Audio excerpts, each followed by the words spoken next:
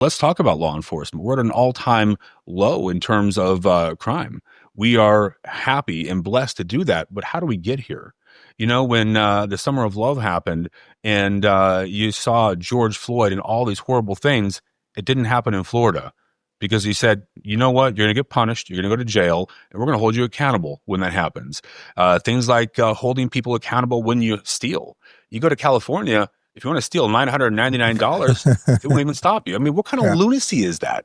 Could you imagine being a business owner thinking that anytime someone walks in, you're going to write off $1,000?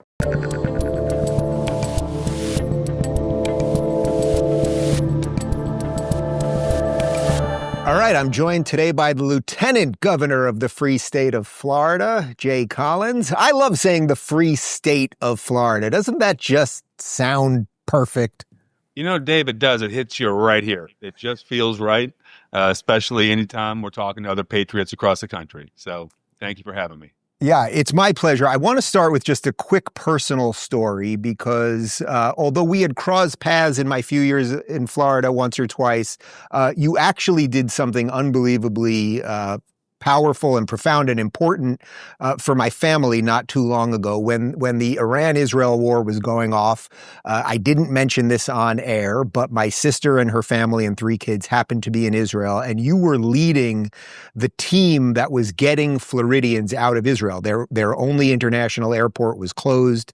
It was an unbelievably difficult logistical feat, and you did an incredible job. And I speak for my sister and my entire family. I mean, we're all indebted to you. So I just want to put that right there, and maybe you want to discuss some of the logistics around that. But maybe before we get into that, for people that don't know you outside of Florida, I feel like people are getting to know you here. You have an incredible backstory. Born in Montana, served in the military, and paid the price for that. I thought maybe we could do like maybe a 2-minute biography, and then we can dive into all of the stuff. Yeah, no, Dave, that sounds good. I appreciate it. So yeah, you hit the high points there in the front. I was born in Montana. I was born to a 16-year-old kid who had struggles with alcohol and drugs and was adopted by my grandparents. So when people say somebody can't make a difference, one person can't do it, well, my grandma and grandpa made a heck of a difference for me. They gave me a life. They gave me a future. Lord knows where I would have ended up otherwise. Jump forward to graduating high school, went to college for a couple of years, decided to join the military, said I'd do it for a few years, fell in love with it, was in jump school for September 11th. And the whole world changed. I didn't find out the towers had been hit until literally 6 or 7 hours afterwards. Wow. And we knew we were going to be going from a nation at peace to a nation at war. It was just a matter of when.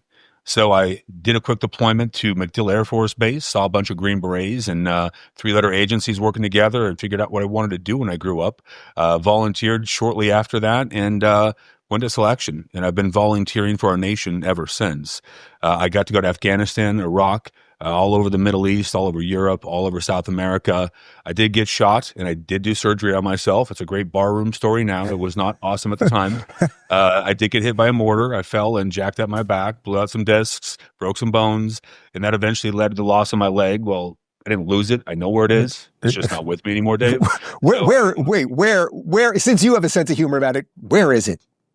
Well, I think it's somewhere in a trash heap, actually, in Arizona, where the Mayo Clinic figured out what was going on with my leg. So I went through about 6.5 years of limb salvage, trying to figure out why my leg wouldn't work, why it would not do what I needed to. By the time they amputated, it was skin, it was bones, and had no functionality. They cut my leg off in January of 2014. I requalified as a Green Beret roughly a year later. You had to requalify in every single thing we did: shooting, moving, communicating, airborne ops, free fall ops. There's only one standard: you meet it or you don't. Wow. And I didn't want it given to me because it has incredible value. And anything of value has to be earned, not given. How difficult? I mean, I'm sorry to interrupt, but how difficult was that? So then you have to basically go back in with part of your body gone, and you have a prosthetic. But I mean, so you just knocked it out of the park first time going through all of the different levels there? Well, Dave, I could talk for about 3 hours on the lessons I learned face first on that one, from fast roping and learning that carbon fiber does overheat when it's applied on a rope, and literally my toes would break off when I hit the ground. Oof. Or jumped out of an airplane and my leg pulling off my body and flopping around underneath me. That was really not cool. It didn't kill me though, so it did make me stronger, I guess. And I learned how to plan around it. Actually doing shooting drills was incredibly hard because when your foot doesn't flex and it's basically a brick, your sight moves differently. So you had to shift your body and accommodate differently. So the weight distribution was completely different. I had to relearn all of those tasks. And again, you had to do it right because we have one standard. But in the end, there are one-legged Green Berets and people like that deployed all over the planet now. So we help shift Army policy and grateful to have had an opportunity to do it. All right, so I want to spend most of the show talking about what we're doing right here in Florida, but if we could back up for just a sec, can you talk to people about what I mentioned up top about the program that you were involved in to get Floridians out of war zones? Because it wasn't just Israel in this one time; it's some other things that you guys have done, and I do want to just reiterate, like your calming presence, that you were taking calls with me and meeting my sister on the ground and the family in the midst of rockets that were falling very close to you, and they were hearing all sorts of explosions and everything. How did you even get involved in that? And what can we do to help? Bulldog is the organization Bulldog. I'm suddenly Gray Bull Rescue. Gray Bull Rescue. Yeah. Yeah. So Gray Bull Rescue is the nonprofit. The state of Florida has shown that we want to lead from the front. And when others weren't stepping up, we were getting calls from moms and dads and families, brothers and uncles and sisters and all over the state and eventually all over the country because their loved ones were in harm's way. You know, if you had actually queried my friends and family, this was very typical of what I would like to do with my life, what I thought I was going to be doing when I retired, and the way I lived my life for many years. So running to get Israel and bouncing between Jordan, ducking and diving ballistic missiles was the most normal thing I've probably done in the last 5 years. But in the end, that's what leadership should look like from our government. Imagine where those people would have been. Imagine how you would have felt if Governor DeSantis didn't have the courage and commitment, the conviction to say, yes, go ahead and go, make a difference, bring our people back. And by the way, even if they're not Floridians and they're American citizens, bring them back too. That is leadership. And being upfront and taking that hard right matters. So, you know, we deployed forward. I went from Tampa into Cyprus. From Cyprus, we chartered a plane into Jordan. We landed in a little airport there, walked around, found our bearings, got a hotel, and then went from the Queen Alia airport into the Sheikh Hussein border crossing and went backwards through the entire system. You had to pressure load it to make sure that we had connections, we knew the process, we understood where the gaps, where the risks could be, and we made our way into Israel. We started reaching out to that first group of people, getting them set up, telling them how the process would work, get buses online, bring them in, set up times, and then bring them back through the reverse way we came in, which was right back through the border crossing, in this case, back over to Queen Alia Airport, and then on to Cyprus, and then back to Tampa Bay, Florida. And we did that again and again.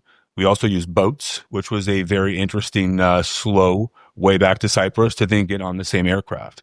But in the end, man, it was just such a privilege to be there and get to lead from the front and be there for so many people. And, you know, it was odd. My phone number made its way to, I believe, all 50 states. So we get a lot of phone calls, a lot of text messages. But, you know, I thought about what if that were my sister? What if that were my kids? Having someone pick up the phone and care about what's going on, that's the difference. People just have to have faith in their leadership, that they actually care. It's the head and the heart. You got to be competent and capable, but you got to be someone who's trustworthy as well. And it's just beautiful that we so consistently do that here in the state of Florida. And then you guys are able to scale it across the world. And then you were on the ground there, of course, and DeSantis was in Tampa waiting for people to land again and offering reassurance. I do want to mention also that my personal friend and friend of the show, Josh Hammer, you helped get him and his wife and his just few-month-old baby out with that via that road or that route that you took right there.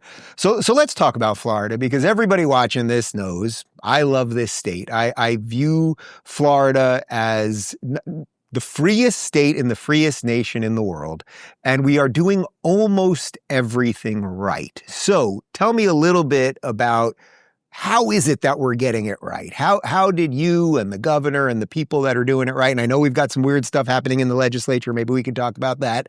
But how did Florida really get it right? Is all the success that we're seeing now the result of the craziness of COVID? And because DeSantis got that right, it then pushed a lot of other good stuff forward? Or was there a lot of good things before that maybe got strengthened? So, that's actually a great question, Dave. And I think it hits on the nuance and the point of delineation here more than anybody else who's asked that question, frankly. I love the approach. Governor DeSantis had all the tools. He had all the talent. He had the moral compass that pointed the right direction. Nobody knew COVID was going to happen. When he got elected, nobody would have thought that COVID would define, 5 years of our lives across this country. That would change how businesses run, that it would destroy our economy in many states, and that Florida, because we elected the right person who had the moral characteristics, who had the ability to stand alone if necessary, and he did stand alone. He had people attacking him from all over the planet, all over the country, and he stood alone. And eventually people built up alongside him. If Governor DeSantis didn't have that courage, that fortitude, if he didn't have a conviction to stand in what he believes, Florida would have fallen. We would have been like New York. And what's the result of that? Because he's done that, we have a supermajority in the House, the Senate. We have passed more conservative language and legislation than any other state. I call us the conservative proving grounds of America, and it's very simple. What's going on now across the country, most of it we've proved here in Florida, whether it was our anti-CCP bills, whether it was common sense things like school choice, standing up for prayer in sports, standing up for parents' rights, all of those things. Those are American ideals, ideas, principles. And we stood strong here in Florida. But here's the key thing. Elections have consequences. We were so close, so incredibly close to that election going awry, both in the primary and in the general. Yeah, you're talking DeSantis' first time around. DeSantis' first run. Yeah. Imagine where we would have been in COVID if things had gone differently. It was that close. Well, the guy he almost lost to, and thank God didn't, turned out to be a meth addict also. Well, there was that. Yeah. I mean, could you imagine? Oh, COVID would have been then. My goodness gracious. Right. He seemed to be having all sorts of strange parties. Well, all right, whatever. We'll let that be. We digress. Yeah, we digress. So talk to me about how we're doing it right and how we continue his legacy. So you're lieutenant governor right now. So you're number 2 in the Florida government. I mean, what else? I know one of the things DeSantis is trying to do right now and pass through that legislature, which you mentioned, we have a supermajority. He's trying to get rid of property taxes, which I can tell you everyone down here in Miami would be pretty freaking thrilled about. What are some of the things that he's done right on the ground that we still need to focus on, and what are some of the things for the future? Which perhaps there's a future where the word lieutenant disappears from your title. Well, you never know. It's something we're digging into. So how do we do this? Well, first off, I think as a conservative, as a Republican and a conservative, we run on certain things. Immigration was one of those. President Trump, in his election, had a clear mandate from the American people. It wasn't Democrats, it wasn't Republicans, and it wasn't independents. It was the American people across the way that said illegal immigration is a problem and we want you to take care of it. And that's happening. No state has stepped forward and led more than the state of Florida. Our 287G agreements, what we're doing with Alligator Alcatraz, what we're doing with Deportation Depot, and the potential for the Panhandle Pokey as we grow. We're taking it serious. We're leading from the front because ultimately it's a math problem, it's a safety problem, and the American people have been abundantly clear. But you know what? Why aren't other states following that lead? Imagine where we would be in this problem if other people had the conviction and the courage to lead, even if it's a little bumpy, even if you have to fight, activist judges in your own state. We still win. We still push forward and we persevere. Property tax is really one of those things where we can step into next. The American dream, is an amazing story, right? Many of us have lived that. I grew up in a trailer, and to go from growing up in a trailer without 2 wooden nickels to rub together to being the lieutenant governor, the 21st in the great state of Florida, under Governor Ron DeSantis, man, it reads like a bad Hallmark movie, right?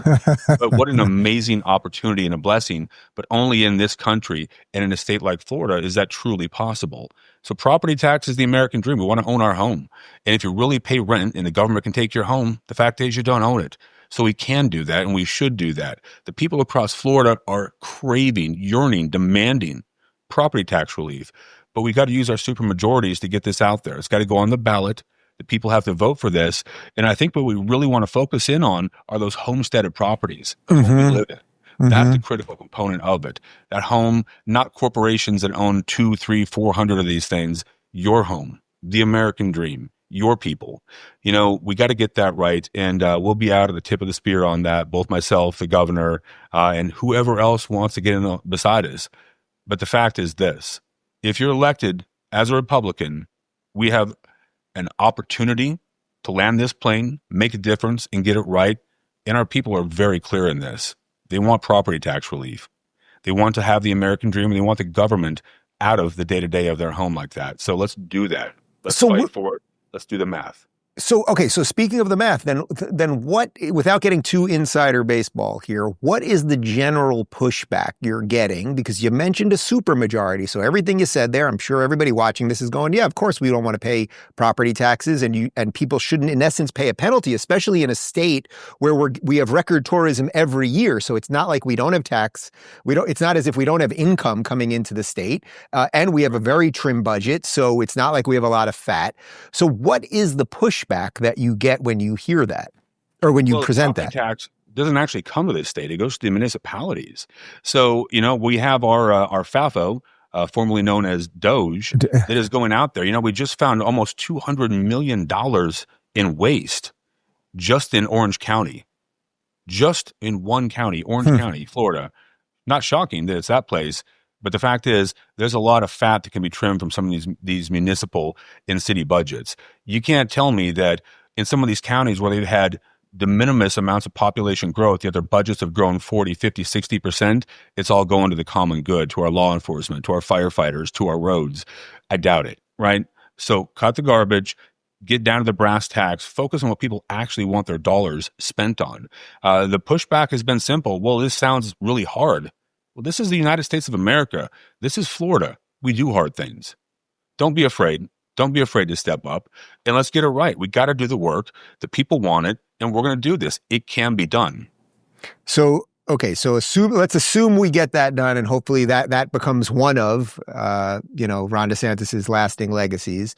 What are some of the other things we should be focusing on? I mean, one thing that's very clear to me is how wonderfully, incredibly, we do policing here, wherever I am, and I know several police chiefs, especially in the part of Miami that I'm in, and I just see functioning systems that are working here all the time, and we've brought in all of these guys from NYPD who wanted to get out, and DeSantis gave them bonuses. I mean, what are other things we can do in terms of strengthening policing?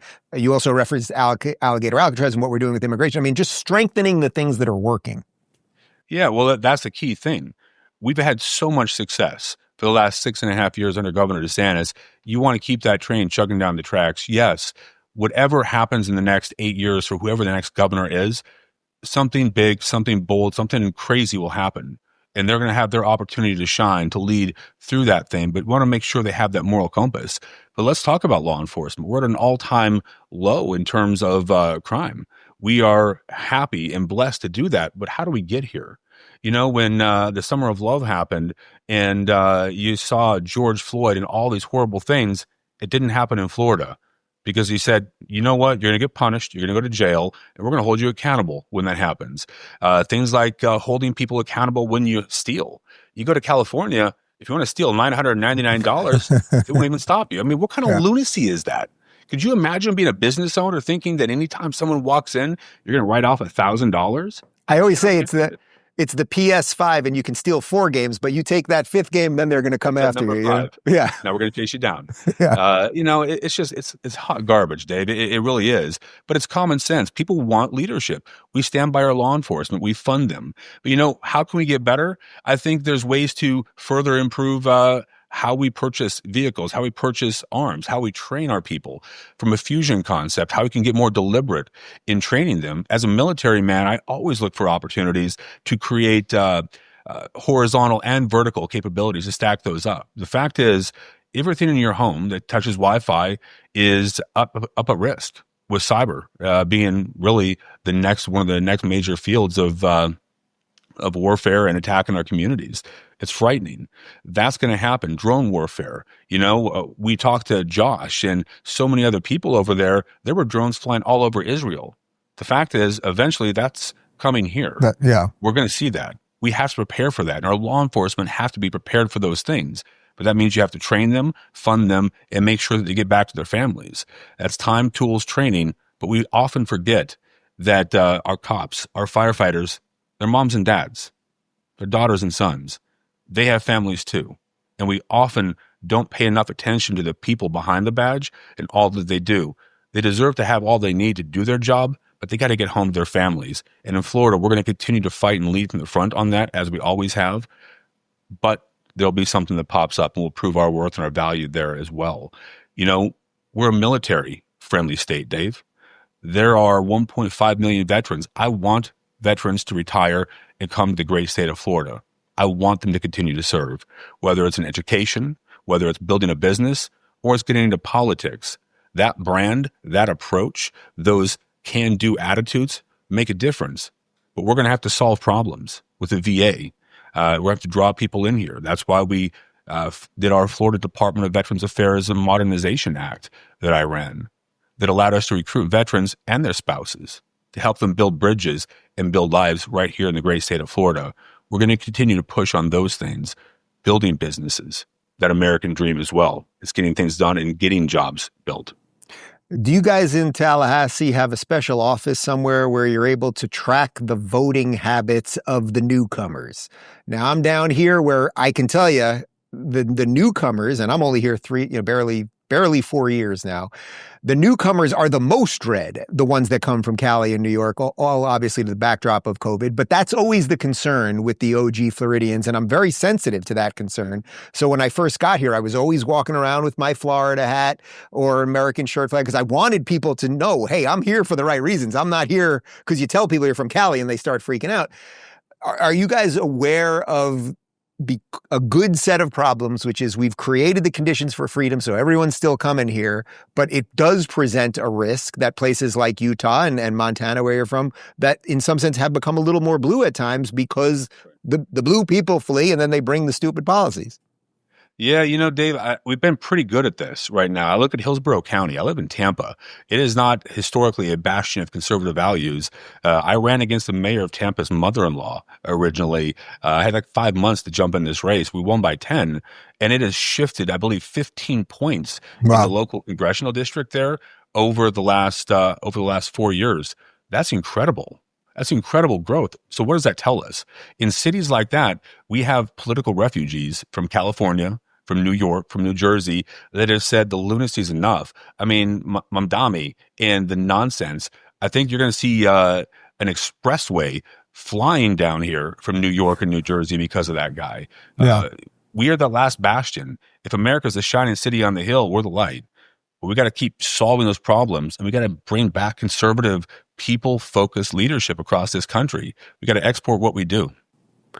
What do you find your contemporaries in other states are saying about Florida? Are they all jealous? I've asked Governor DeSantis this many times. Like, I just don't understand. And he had his blueprint for America. It was the blueprint for Florida that really he was trying to scale to America, and I think is happening in some kind of slow motion version where states are waking up.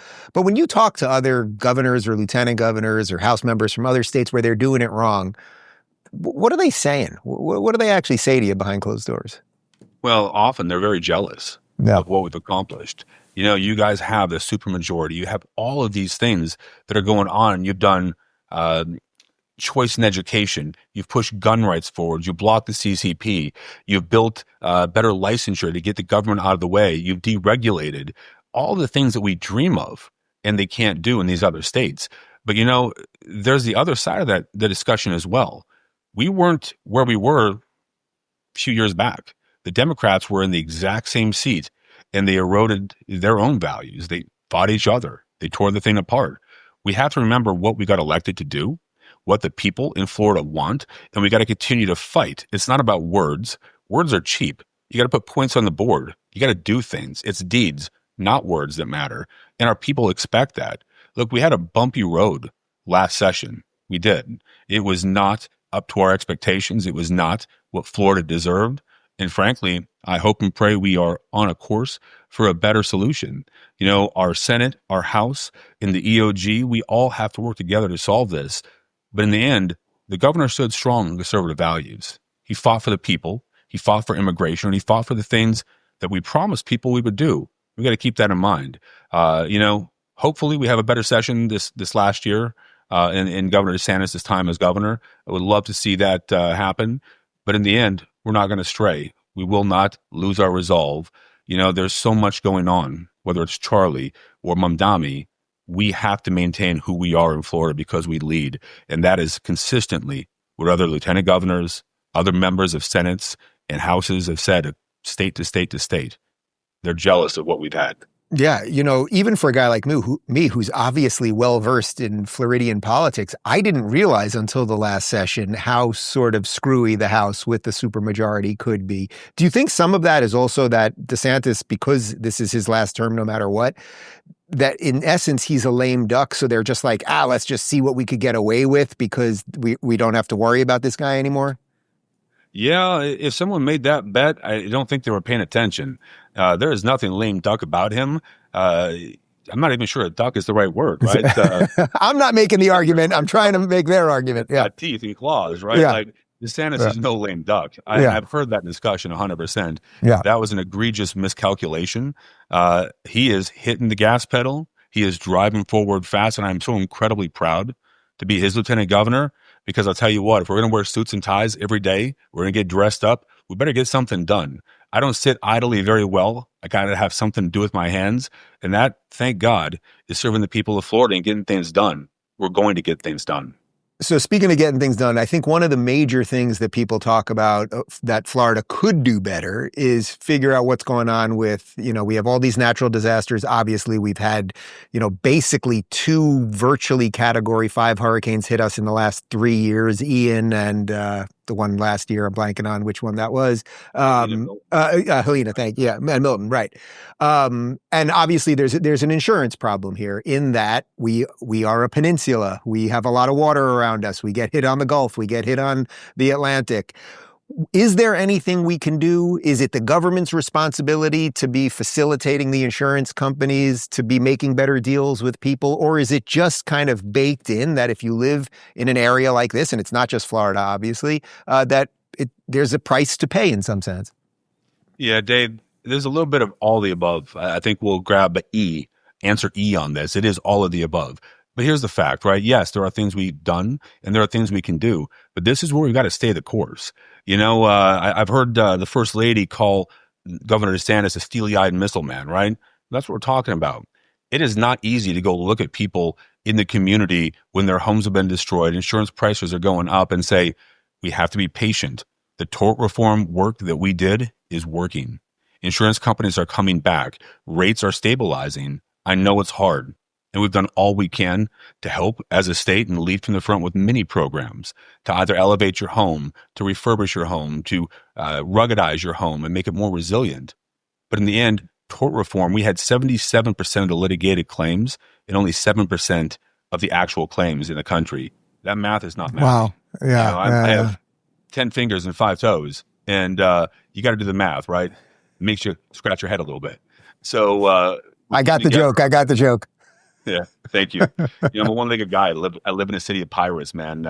Big joke. It's okay. You got to own it.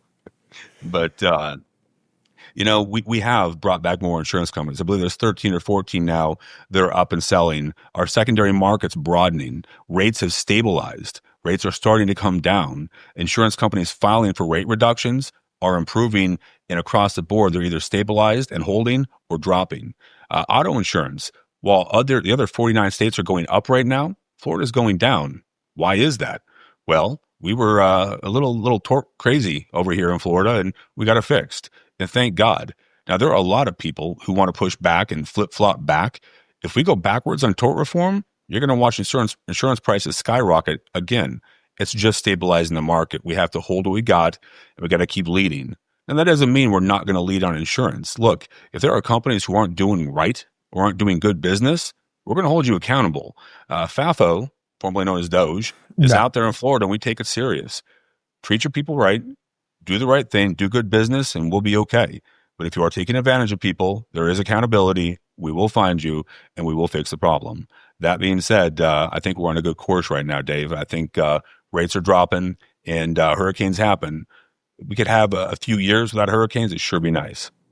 It certainly would be. I mean, the Ian particularly, I mean, that was what they said was the once in 100-year thing. So hopefully we've got about 95 years to go on that one. All right. So we have to end with the obvious question, which we already hinted at, which is that it seems to me you are lined up quite well to keep the DeSantis legacy alive.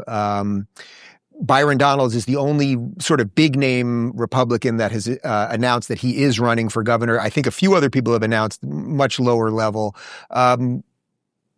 What's the future here, Mr. Lieutenant Governor Collins? Well, what I wanted to announce today, Dave, is really pretty spectacular. I am going to be the spokesperson for Hair Club for Men nationally. Incredible. No, just kidding. Actually, what I want to do here is let's talk about 26 and let's talk about where we're at. Yes, Byron's been in the race for a while. He's been there. When I look at this, I look at three things. I look at people in my family. I look at people in my community, and I look at the state of Florida. It's not a me thing. It's a we thing. We the people. If this is good for my family and we're good to go, fantastic. If the community is behind us and I believe we have the right path and there's people to fall in as I move up, if I took that choice, great.